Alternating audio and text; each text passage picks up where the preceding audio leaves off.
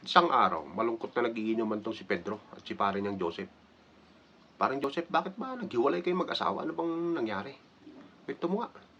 "Ganito kasi ang nangyari paring Pedro, nung isang linggo, birthday ko. Pag-uwi ko ng bahay galing ng trabaho, wala man lang bumati sa akin. Yung asawa ko hindi man lang ako binati ng happy birthday, pati mga anak ko. Ang malupit dito, pati mga kaibigan ko wala man lang nakaisip na bumati. Sa samaan ng loob ko, pumasok na lang ako ng trabaho kinabukasan. Medyo natuwa naman ako pagpasok ko ng opisina.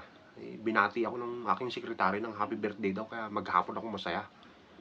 Pag-out namin sa trabaho, niyaya niya ako ngayon sa apartment niya kaya masaya naman akong sumama dahil birthday ko nga. Ngayon, pagdating namin sa apartment niya, nung nasa kwarto na kami, nagpaalam siya saglit sa akin, yung sekretary ko, na magbabanyo daw kaya pinayagan ko naman. Pagbalik niya, may dala na siyang cake, kasama na niya yung asawa ko, mga anak ko, tsaka ibang kaibigan ko. Ganun naman pala, sinorpresa ka naman pala.